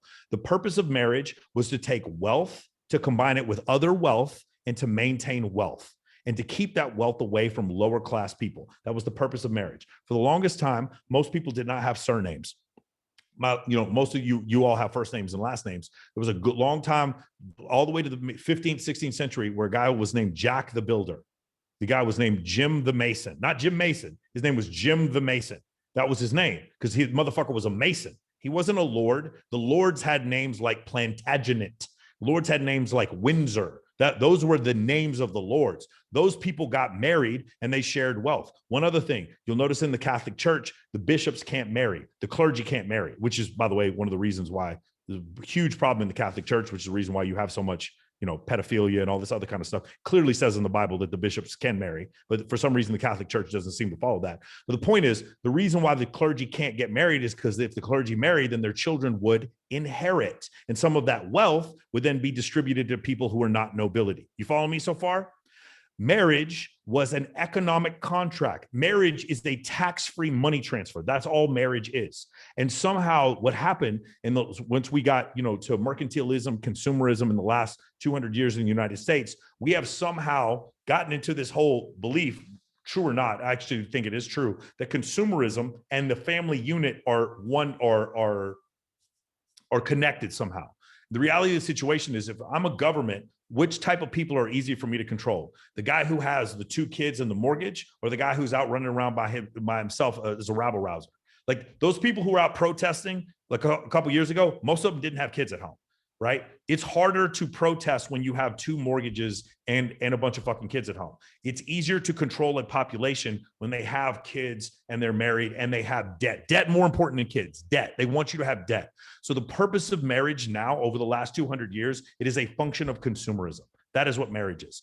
True love and finding someone to spend your rest of your life with and marriage have nothing to do with each other and are completely fucking mutually exclusive. Stop being brainwashed. There's nothing wrong with getting married to someone you love. I do it. There's plenty, but you want to know why I should do it? Because there's great tax advantages. That's why you should do it. That's why. Not because this idea that somehow the state of Nevada has sanctified my relationship and made it real is such fucking cockamamie, narcissistic bullshit. Of course it's not real. It has nothing to do with shit. I'm like, this is some cultural thing that happened years ago so that her wealth and my wealth can be combined. But why do you think the fucking father of the bride pays a dowry to the son? Come on, guys, wake the fuck up. You don't think that this is an economic transaction? Of course, nothing to do with true love or picking who you want. So what's happened is you have taken basically something that you see inside of a Hallmark card. Oh, look at this beautiful wedding. This something you see inside of a Disney movie. You've idealized that this marriage to Prince Charming is your fate and destiny to be a princess and to wear this white gown and all these little accoutrements that go like, dude, I've never met a dude in my entire life. It's like, what's your dream in life? But to get married. I've never met a single dude. Motherfucker wants to be an astronaut. He wants to be a boxer. He wants to be an NFL quarterback. He wants to be an astronaut. I've never met a motherfucker in my life who said, hey, what's your dream? To get married. I meet women all the time. It's like, what's your dream? I want to meet Mr. Right and get married. Why? What the fuck? No. I want my daughter. You can get married. You can get married after you finish setting up that dental practice. You can go ahead and get married. I want you to get married. Once you start that fucking travel blog and you're making fucking 10 G's a week off, or your coaching product or whatever, then go ahead and get married. I'm fine with that. Like, it's just so crazy to me. It's like your purpose in life cannot be to get married. That's crazy. How do you not see how fucking crazy and unattractive that is? That's nuts. So, I mean, I think that's partially, a big part of the problem is that marriage, we've confused the free choice to find love with someone else with marriage. And we feel like those things have always existed, but we can clearly see that they did not exist. If Homo sapiens are 300,000 years old and marriage is only 11,000 years old, come on. That doesn't mean that this whole idea of like free love, and for the majority of human existence, you lived in a band of 150 people and you just married who was around your same age. That was the person you pair bonded. You didn't have a choice. And this motherfucker was kind of related to you too, which was really gross. That's the majority of human existence was like that. So people don't want to think of that. They want to think that it's always been like this. You understand, your kids are never going to believe there was no such thing as Facebook. They're never going to believe that shit. They're going to think it was always like this. They're always going to think it was like this. And you're like, well, my great grandparents stayed together. Yeah, they had to stay together. They lived through the fucking Dust Bowl. These motherfuckers had 14 kids. They had to stay together. They were going to die. Of course they stayed together. It was like, Russian peasant women that lived with their husbands for 70 years. Yeah, because they were going to fucking die. That's why they stayed together. It was a fucking biological necessity for those people to stay together as a family union. I totally get that. You don't live like that. You listen to Cardi B and fucking, what's her face? Megan Thee Stallion talking about getting that bag. No, you do not live in the same world that they live in. You can go do whatever you want. You listen to Sheryl Sandberg talking about go date the fucking bartender and fuck the male stripper and then marry the nice beta male when you turn 30. That's what Sheryl Sandberg tells women to do. That's the world that you live in. Stop thinking, no, I'm going to grow up and I want to get married. No, listen, you have some other purpose. And then when I find you and I see that you are all about your purpose and you look like you can probably squat 4 plates, let's talk about going on a date. You sound like the one. You sound like the one for me. You must be my soulmate. And you listen to dubstep and watch every episode of Game of Thrones. You sound like my dubstep. You sound like my soulmate to me. Game over. Dude, I love this, man. I love everything that you're saying, man. I think as a codependent like that, I feel like that is, and for a long time, that was mine. And hey, I still fucking go there at times where if I have like particularly like really tough stretch where I'm just super fucking depressed or something, like I find myself gravitating towards that. But then I immediately, because I just recognize that as a pattern, it's like, I equate seeking validation as a codependent as the same as like fucking like cocaine, like a drug. Like every time, when we're feeling lonely and we're wanting some basically good emotions, good positive stimulus, and then we're like, if I can just get, we immediately fall into that fucking fairy tale, that the modern day Santa Claus of like, if I just find that one person that's just for me, that is going to always give me that constant, steady fucking supply of validation, then all my problems will be good. But I feel like that's like literally where all the toxicity comes from, dude. And it's like this whole journey from, being a codependent to interdependence, where like, just as you were saying, talking more to females about like the dental practice and all that shit, it's like what's your platform? You know, every time I get a new client, the first thing I do with them is have them take a year off of dating. Like, you can't date anybody for 1 year. All you're doing is focusing on, like, what are your hobbies? Just toxic sex with your ex. No dating. Just toxic. Well, threesomes. You're allowed exception, to go. You're allowed to go to swingers resorts. No dating. the only exception I give them is, like, if somebody chases you, if somebody is chasing you, they meet your standards, which we fucking craft. Like, what are your fucking standards for yourself? Like, what's your ideal partner look like? Not just physically, but like also emotionally. If they're chasing you, they meet your standards and they respect your boundaries, then you go ahead. Like, you can date somebody. But barring that, like, you have to focus on yourself and hit that stage where you're interdependent, or not interdependent, excuse me, independent, where now you're not chasing anybody's fucking validation. You are doing things just like the client I mentioned earlier who got into rock climbing, right? It's like, find the things that you love. It's fucking crazy and disgusting, the idea that we're just and just very disempowering. Like, it's boring. Every time I've found that special someone, that shiny person who seemingly is able to validate me all the time for those first 2 weeks of my life with that person, inevitably they either fail to do that consistently over a long-term period of time, and or I feel like I'm lacking something. Like, something's missing. It stops fulfilling me. It stops feeding that urge to get that fix, that high of I'm okay, that reassurance. And inevitably what ends up happening is I have to come back to the things that actually bring me joy, like, that are linked and integrated with my purpose for why I'm here, that actually, fill my cup, like, spiritually, emotionally, whatever the fuck you want to call it. And that's then when I start doing really, really well, and start to attract much better people who respect me, they value me. And then that's that fucking trying to leech and take all of those good emotions from that person's not there. And it's like, it's so much easier, man. It's like effortless. It's the whole finding the one is so stressful, and it's so hard to see that when you're in it. It's only when you kind of step outside of that and you start building this foundation of good emotions that you're this is sick. I think again, I'm going to go back to this. It's just genetics, man. It's just biology. I think it's easier for a man to be successful and single and happy and feel fulfilled than it is for a woman. And I feel like it's unfortunate because, like, my guy friends, it's like, because here's the reason why. Ladies, just don't get mad at me before I say this. All right. The reason why is a man can, like, have a sexual need and have that need fulfilled by multiple women, and then not be affected by it negatively later and still make $1 million a year. Whereas a woman can't. I can't go tell my female friends, you know what you need to just go fuck 8 dudes and you'll feel better. I can't do that. I just can't. And I know this is going to come off as really unhealthy, but I know dudes that are like, hey man, I can't get over my ex. And then they sleep with another woman, and you'll never believe what happens, guys. They're over their ex all of a sudden. It just works. It's not quite the same with women. I'm not saying you can't fall in love with someone else and change, but it's not the sex that did it. It was you felt your focus is on some other dude. With men, no, it's the sex. Like, it's really fucked up. Like, with men, like, we can really, like, literally have sex our way out of a problem sometimes. It's not a permanent or fully healthy solution, but it also doesn't hurt us. Like, that's the thing about men, is that, like, we could have multiple partners and then not feel weird about it. Like, there's no, like, okay, ladies, I want you to think about this. Have you ever had a moment in your life where you're just like, you're with a dude and you've been with him for a while and you just don't feel like having sex with him? It's just like not your time for whatever reason. It just isn't working. Because as men, we don't know what that is. We don't know. I have never, bro, if I had a broken leg and COVID, I would still be up to have sex with my girl. Women don't understand this. They just don't get what fuck. You think we're pigs. You have no idea. Go look at OnlyFans. We're so much worse pigs than you think we are. Man, I'm trying to tell you, the idea that, like, oh yeah, I'm just not feeling like I want to have sex. No man can feel. It would literally take food poisoning. I would be actively vomiting during food poisoning. And then I'd be like, yeah, I don't want to have sex right now. Like, anything else, bro.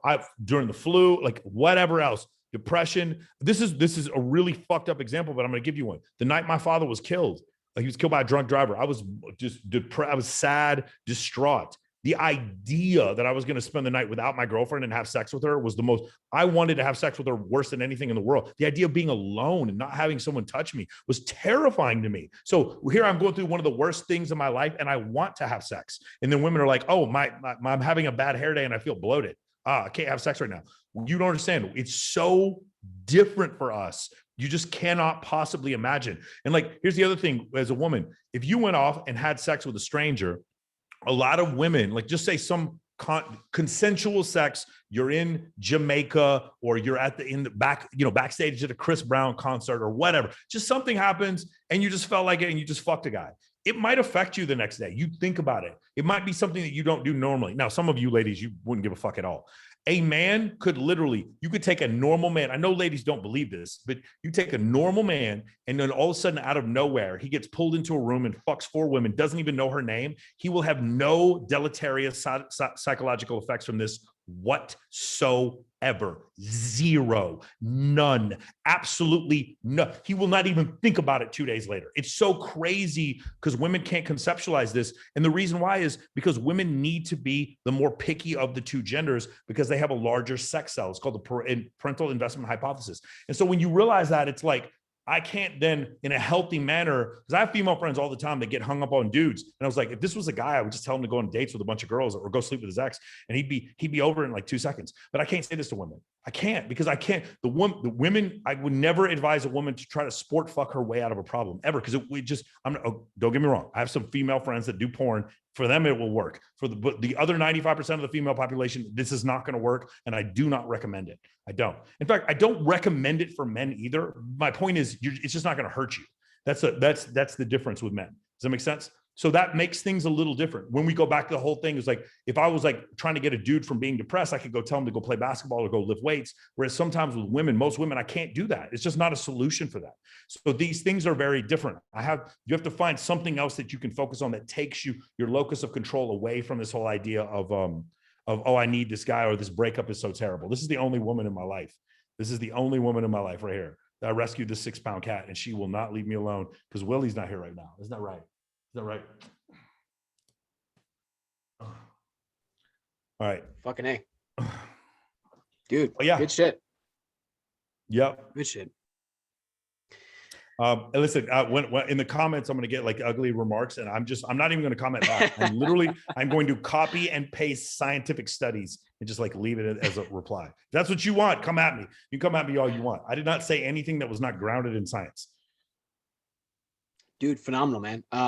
I think the very last thing I wanted to bring up is, so let's say someone is kind of coming off of either a breakup or maybe they're just in a period where they've had like that, they're just experiencing that intense desperation because they have like no partners, maybe their last one was super meaningful. And now it's like, I'm never going to find someone like that again. Like, back to the whole, she's the one.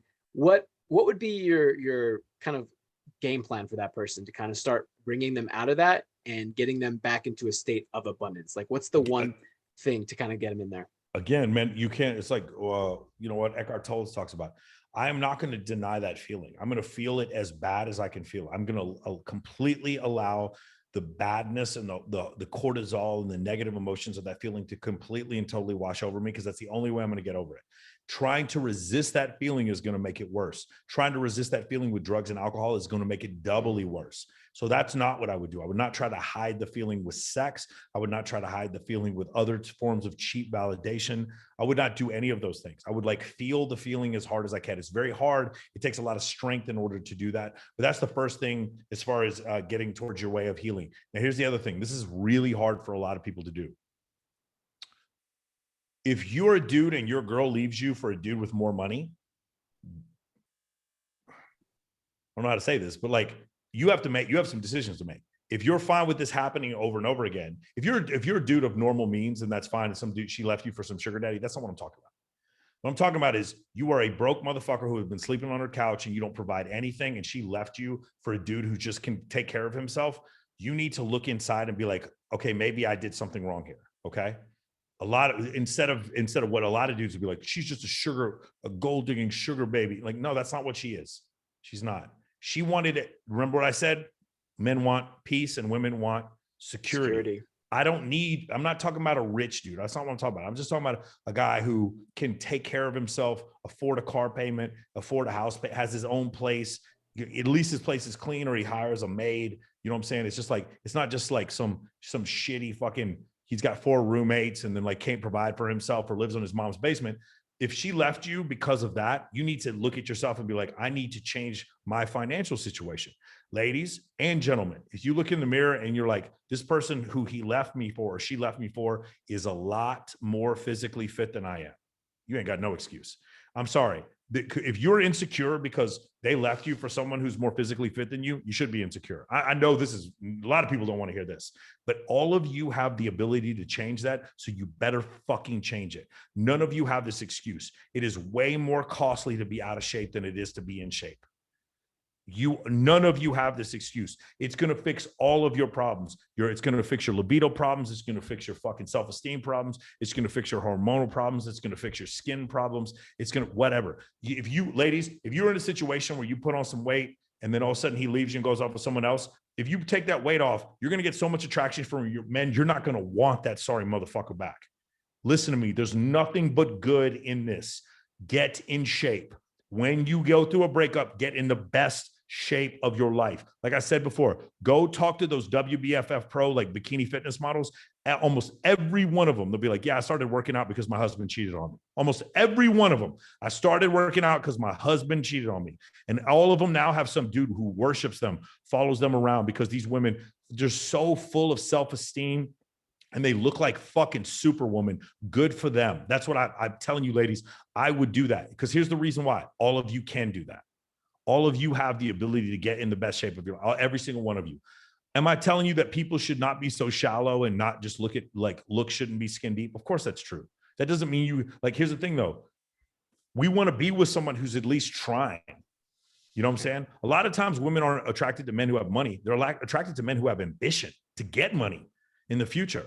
And like, if I'm with a girl and like, she's still really hot, but I can see she's just like kind of letting herself go because she's so fucking pretty and she knows she doesn't have to try. That's not attractive. That's not attractive. You know what I'm saying? We want the best for ourselves, and we want our partner to want the best for themselves also. So that's what I would tell you. Those dudes, and let me tell you something else. I'm about to shatter a lot of people's dreams. That dad bod shit is a myth. Ladies, they'll tell you all day long they want a dad. Oh, dad bod. No, why? Dad bod? Because it's security. There's a really funny, I think it's a TikTok video where they point to these two dudes and they're like, ladies, which one of these guys would you rather settle down with? And they all like, not about 2/3 of the ladies point to the dad bod. And they're like, all right, ladies, which one of these two dudes would you rather have a one night stand with? 100% of the women pointed to the dude who was ripped. 100% of them. Dude, if I was the dad bod guy, knowing that my girl secretly wanted one night stands with the dude who was ripped, or she fantasized about her ex who was in better shape than me, fuck that. I'm going to the gym to get blasted, motherfucker. There is no way I'm living my life like that. Fuck that. So that's what I would tell you guys. Like, listen, just want what's best for yourself. That's, want, like, physically wants what's best for yourself. Walk through, like, again, man, being in shape, bro. It tastes, you want to know what tastes better than Krispy Kremes? Being in shape. It tastes good as a motherfucker. It tastes incredible. So I would recommend you do that. So those are the other things. I don't know, this is way off topic, man, but I would read The Millionaire Next Door and then learn how wealth is actually created. You're going to find out some really crazy things. Are you a woman who's in a dude's life who all you want to do is spend? You want to know, like, bro, if you're one of these people, like these, when they talk to these millionaires who are on their first wife, they never got divorced after they made millions of dollars. And you know what they all had in common? The wife was cheaper than the man. Than the husband. The wife was actually more stingy. The wife was actually coming up with the budget. She was more stingy than the man. The next thing you know, these people have like 17 million in the bank because they didn't spend money on frivolous bullshit. They knew they didn't have anybody else to impress. You want to know something? When you buy a house, that house can appreciate in value. That's good. It's a good idea. Buy a house. You know what else? Some certain types of jewelry, price goes up. Wristwatches, firearms, some type of firearms go up. You can buy equities. Those things go up. You know what doesn't go up? Gucci belts and fucking Ferraris. Those things don't go up in value. You want to know what else doesn't go up in value? Uh-oh. Ready? Fendi bags. Oh, Birkins. Those things are a waste of fucking money. Oh no. Oh, Michael, why are you snitching on me? Yes. Those Louis Vuittons, after you wear them, they don't go up in value. They depreciate. Who are you trying to impress, ladies? Like, again, be careful, ladies. Are you taking away your man's peace because you want to spend all his money? Is that what's going on here? Because that happens a lot of times too. It's like, no, I have a friend of mine. She's like, I like gifts for my man. Just give me gifts. And that's what turns me on. It's like, okay, but are you providing peace? Is that the reason why you're still single? Are you creating peace in his life? Because it doesn't sound like to me to you are like you are. Does it make sense? Don't get me wrong. I make a lot of money. If I get married, my wife and me, we're gonna go skiing wherever the fuck she wants. We're gonna go a vacation anywhere she wants. She's gonna have anything she wants. But if she wants to buy a Birkin for 50 grand, she had better also find a broker so later when she can sell that motherfucker for 50 grand, because I cannot live in my house with a fucking purse that costs $50,000 that has no utility whatsoever. I can't, unless she's using it to build a brand, like some kind of clothing line or something like that. If she's like what Vegas Dave did, where he used Birkins in order to market his product, I'm okay with that. Okay. I have a buddy of mine. He's got a luxury rental car place. He doesn't own any of the cars. So basically he owns a percentage of it. He gets to rent the cars at cost. So he films self-help videos and he's rolling around in a Lambo. He's in a different Lambo at every video because he owns part of a rental car company. He gets paid fees for being part owned for the equity that he owns. So he drives Lambos and it's cash flow positive. I'm all about that. That makes sense to me. Okay. But like just buying depreciating values and then just being like literally dudes. And by the way, the guys who are out there, those dudes out there that bought the 2018 fucking Huracan or whatever, the 2018 Lambo, she's going to leave you for the dude with the 2022. Then how you going to feel? You spent $400,000 on the car and she's over there fucking some other dude because he's got come on, man. Why would you want that? Like, to me, that is so crazy to me. Like, I can't even imagine being like that. But I'm telling you, man, there's two things. And again, this goes back to peace. There's two things. The world looks at a hip hop video and sees wealth. That is not wealth. That is high income. Wealth looks like Warren Buffett. Wealth does not wear a Gucci belt. Wealth drives a 4-year-old used car and pays off its mortgage. High income wears a Gucci belt and throws money in the air. These are two different things, and people are confused by that. For me, long term, I would need to be with somebody who understands that concept. That understands we are here to build wealth and an empire. And in the end, what we want is enough financial security to send our great-grandchildren to college. That's what we want. No one in my family will ever need for shit because of the money I make. But that goes away when I start buying a new fucking Huracan every year. You feel what I'm saying? A new Italia, whatever they're fucking called. I'm not doing that shit. I'm sorry. Like, it's not like I could date any hotter women if I did. I'm trying to be arrogant, but it's not like my life would get any better if I did. So of course I'm never going to do that shit. And so that's just those are the decisions that I make. Dude, fucking amazing, man. I think that's a really good place to end on, just that concept of like evaluate not just with who you're dating or fucking, but friendships, right? Business relationships, like what situations, people, relationships are adding peace into your life versus disrupting that peace, destroying that, and creating chaos. Michael, you're never going to be the same. I tried this before. Like, I've dated girls who just don't like Game of Thrones. I don't know, they're psychopaths or something, but like, I don't know how you can not like Game of Thrones, but like, they don't like Game of Thrones. I'm talking to this one girl who didn't like cats. I was like, it's because you don't have a soul. Sometimes people can't all be the same, but you can still provide me peace if we don't have things in common. I read about 60 books a year. I do not expect to date a woman who reads. It'd be incredible if I met a woman who read 60 books a year, but I don't meet many that do. If you do, hey, holler at me. Maybe we could work something out. I will tell you, Dante, I am attracted to a very specific physical type. I was out having dinner with this group of friends, and I was talking to this girl to my right, and not attracted to her in the slightest. And I was like, "What do you do?" She's like, "Well, I'm finishing my PhD in astrophysics." And I was like, "What do you want to have dinner tomorrow night?" That was incredible to me. That there are certain exceptions, but for the most part, we're not always going to be the same. That's one thing I noticed. She doesn't need to watch watch the whole fucking Cowboys game with me.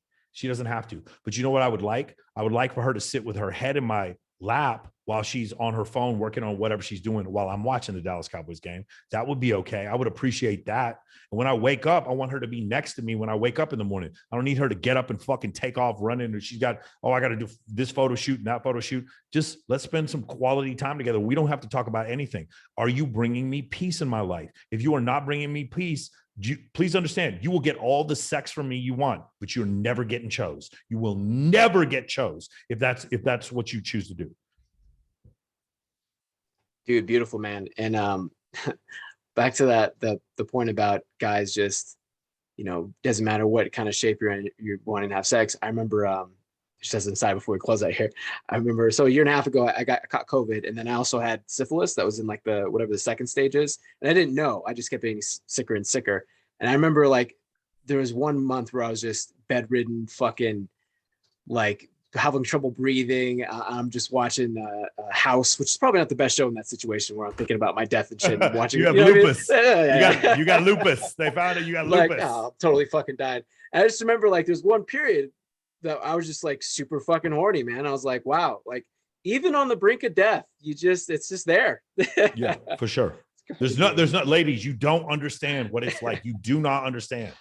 Like there's no one, like, do you understand? We play a game on my Monday calls called How Racist Would She Have to Be? And we literally I have a bunch of, my clients are very ethnically diverse. I have all my Black and like Hispanic clients, and I ask them questions like, how racist would you, and white clients too. It's like, literally, she like has a picture of Adolf Hitler in her house, and she's talking about Heil Hitler to a Jewish man. And she's like, yeah, of course I'd fuck her.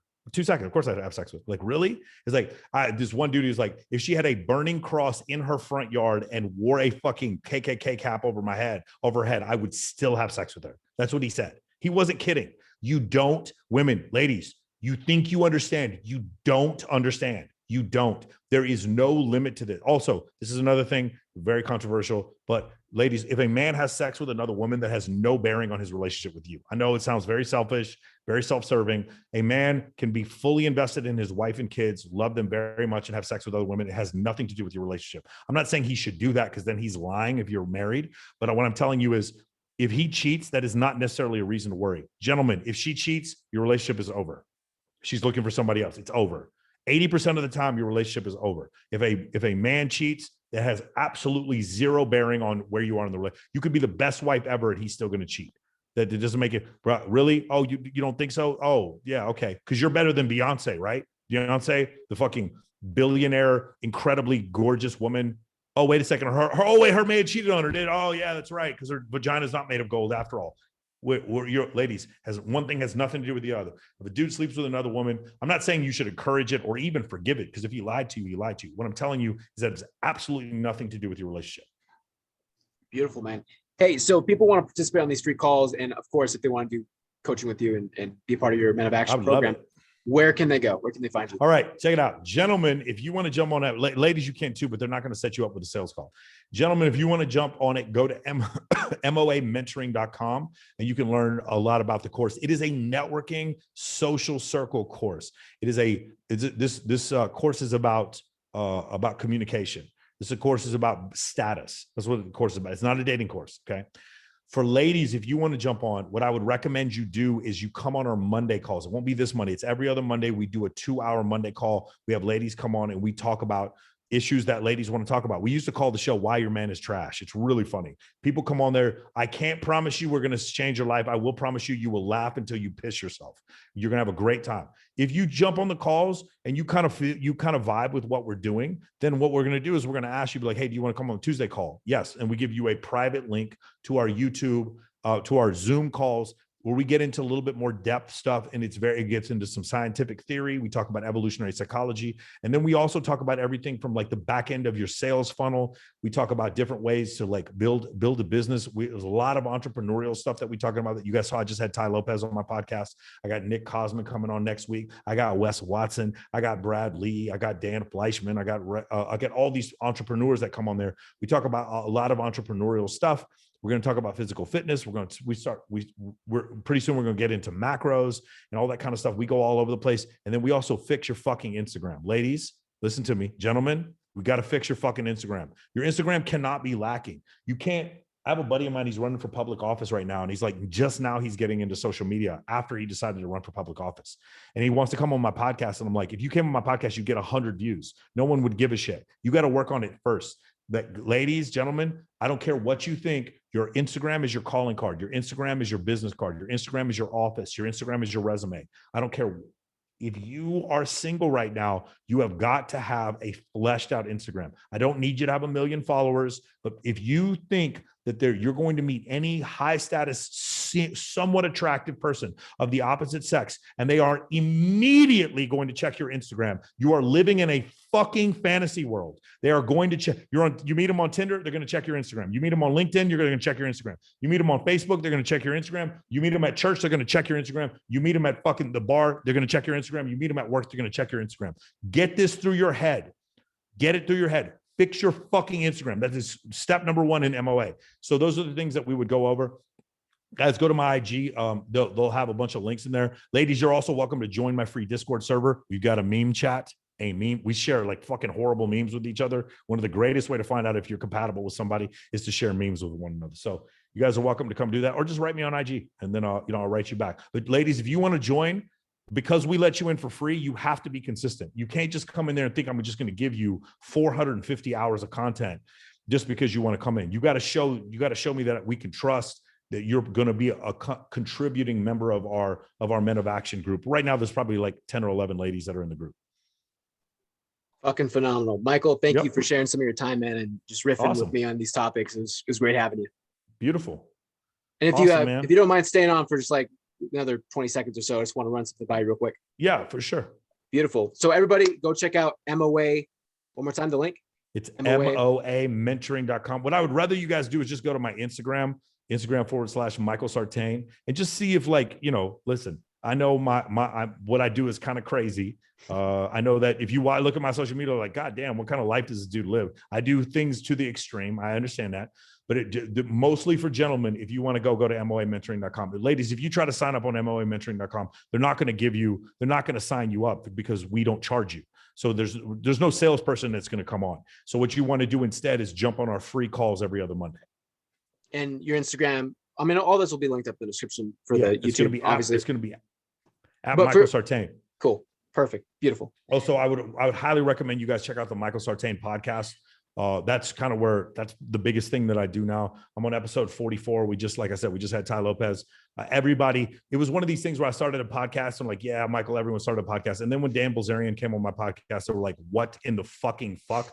And then when I had Jay Cutler come on, and they're like, holy shit. And then when I had fucking Ty Lopez come on last week, they're like, how in the fuck did you get? And then when I had Swedish Bella, like the #1 girl on all of OnlyFans, now at this point, I got people like breaking down my door trying to come on the podcast. So make sure you guys check out the podcast. I just had Dylan Radigan. Guys, remember, I'm just some schlub from Vegas. I just had Dylan Radigan, the MSNBC guy, the guy from CNBC and MSNBC, the guy who created Fast Money. He was on. I had the billionaire stock option, the guy who created the exchanges, Tasty Trade and Thinkorswim, Tom Sosnoff. He came and he sold his brokerage for $2.1 billion. I've had hedge fund managers on. I've had the top 10 girls in the world on OnlyFans on. I had the premier evolutionary psychologist on the planet, Dr. David Buss, come on. I've had all kinds of, my friend Jamie Lynn, she comes on every once in a while. She's an FHM cover model and she's a licensed therapist. Incredible people. So I highly recommend you guys check out the Michael Sartain podcast.